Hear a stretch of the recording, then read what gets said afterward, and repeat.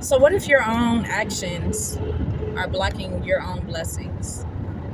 I woke up in the morning and when I woke up, like God said that to me, like that was in my spirit. Like, what if your own actions are blocking your own blessings? And when I think about it, the story of the children of Israel came to mind, and it was like basically how long did that journey through the wilderness really have to be? Like, did they really have to travel that long? Like, was it really that far, or was it because of their murmuring or complaining, or the mindset and the heart posture that they had, that every single time they encountered a problem in the wilderness, like every time that they got thirsty and they wasn't sure where the water was coming from, or they was hungry and it was unclear what was going to happen, or they was hot, or anything happened, they found themselves like complaining and going off on Moses, like, man, we could have died in Egypt. Like, why are we out here to die? Like, what's up?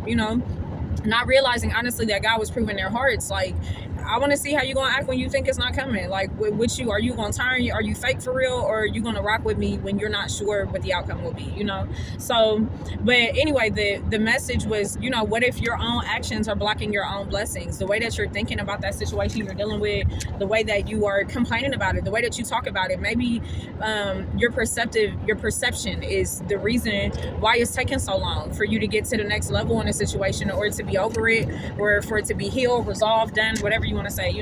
So that was the first part of that message, and it made me think of the children of Israel going through the wilderness. But I also thought about Moses, and the fact that as loved and as great of a leader as Moses was, and as much as God trusted him to do what was necessary, Moses easily could have made it to the promised land, but his anger, despite he was a wonderful leader and he was absolutely loved by God, but his anger about the way that the children of Israel like were so wishy-washy made him, caused him to take actions that ultimately denied him being able to make it to the promised land, even though he led everyone to it pretty much. We're very close. So these are things that I thought about, like when that message came into my spirit. Like, what if your actions, and when it's like your actions, it's like, what if your anger, what if your unforgiveness, what if your spitefulness is blocking the very things that you're praying for, because you just won't get over some stuff, or you will not change the thinking or the posture that you have about something. And what if God is not going to move you with that, like with that stance, with that anger, with that posture?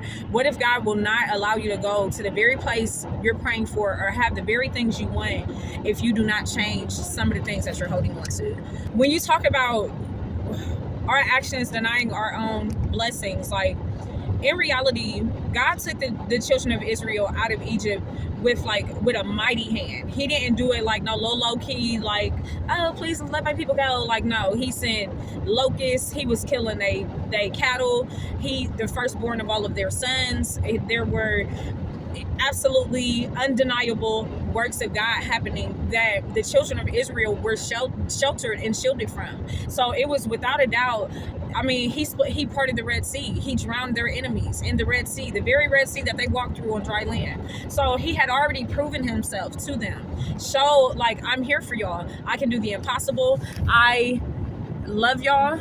I can work anything in your favor, and I need you to trust me even when you're thirsty, even when the wilderness is hot, even when you're not sure where the next meal is coming from. I need you to trust me. So we have a tendency to sometimes completely forget what God has done. Like, he literally pretty much flipped their whole world upside down to free them from the Egyptians. And shortly after that, they were complaining as if God could not supply them with water in their wilderness. And this was the second part of that message, which was that, like, just don't forget what I've done. Like, that whole concept, like, put some respect on my name. Like, I have carried you through situations that you thought you were going to die in the middle of, and I created ways of escape. I've set miracles in your face, despite you admitting it or not. But I have been the God of your highs and of your lows. And if you cannot at minimum remember that I have carried you to this point, the next time you get into the next thing, we got a problem. So that the other part of that message was just like, don't forget what God has done. You know what I'm saying? And that will help us to be mindful so that our actions don't block our blessings. Because a lot of times we complain because we don't see the purpose in what we're going through. We don't see God's provision. We don't see God in it, you know? So we complain like, what is this? Why am I, this is a waste of time. I don't like these people, blah, blah, blah. But then if we would have a heart posture, honestly, that says like, I know that God is for me. So I know if I'm in this right now, there is a reason, even though it doesn't feel good for me. And what I can say is that things are working for my good and I'm called according to his purpose. So in that being known, and the reason I know that is because of the history. I know that historically, God has held me down. Every time that I wasn't sure, when I look back on it, I can say that he did everything he promised and then some. And not the ways maybe I was expecting it, but it was fulfilled and he has not lied. So I can now with confidence say, my actions will not block my blessings, because I know I don't have to respond like a hood rat no more, because I know that God is covering me. And I know that if I'm in this mess that I'm standing in right now, it is because he is intentional. And maybe this is not about me. Maybe I'm here so that I can minister to someone who will also be here. So that's the Sunday love. That's the message. It's like, don't allow your actions to block your blessings. Like, if God needs you to sit in the space you're in and not just sit in it, like, just don't complain about it. And it's easier said than done, but you might have to let go of your anger. What if God has you in that mess so that later you can go back to that place and heal, restore, and minister to someone else, and he trusts you to do the job? Are you going to complain the entire time you're in it, or are you going to just move forward and do the work that's set before you? So be blessed. That's the Sunday love.